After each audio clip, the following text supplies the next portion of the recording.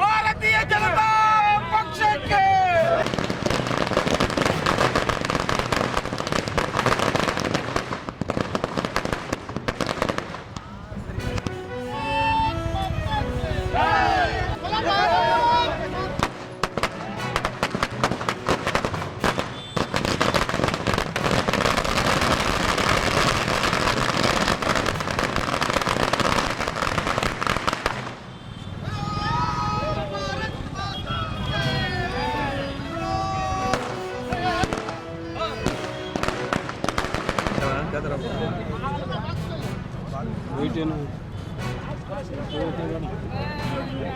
ಕಾಣಿಸಲ್ಲ, ಯಾರು ಕಾಣಿಸಲ್ಲ.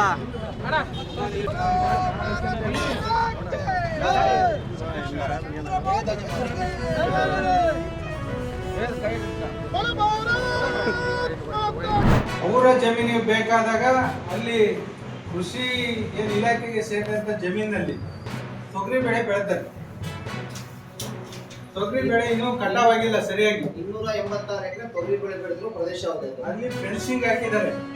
ಆ ಫೆನ್ಸಿಂಗ್ ಒಳಗೆ ಮಧ್ಯದಾಗ ಹೋಗಿ ಅವರಿಗೆ ಹೊಲಕ್ಕೆ ಏನ್ ಬೇಕು, ಇಲ್ಲಿ 106 ಎಕರೆ ತಗೊಂಡಿದ್ದಾರೆ ದಾವಣಗೆರೆ ಸಮೀಪ, ಅದನ್ನ ತುಂಬಿಸೋದಕ್ಕೋಸ್ಕರ ಯಾವುದೇ ಪರ್ಮಿಷನ್ ಇಲ್ದೇನೆ ಯಾವುದೇ ಅಧಿಕಾರಿಗಳು ಕೇಳಿದ್ರು ಇದ್ರ ಬಗ್ಗೆ ಗೊತ್ತಿಲ್ಲ ಅಂತಾರೆ.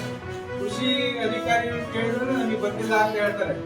ಈಗ ನಾವೆಲ್ಲ ಒತ್ತಡ ಹಾಕಿದ್ಮೇಲೆ ಈಗ ನಾವು ತನಿಖೆಗೆ ಕೇಸ್ ಮಾಡಿದೀವಿ, FIR ಮಾಡಿದೀವಿ, ಯಾರು ಇದ್ದಾರ ಅಂತ ಗೊತ್ತಿಲ್ಲ ಅಂತ ಹೇಳ್ತಾರೆ. ಸುಮಾರು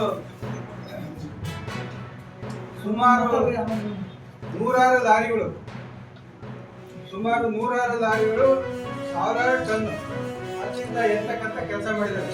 ನಾನು ಕೂಡ ಸ್ಪಾಟ್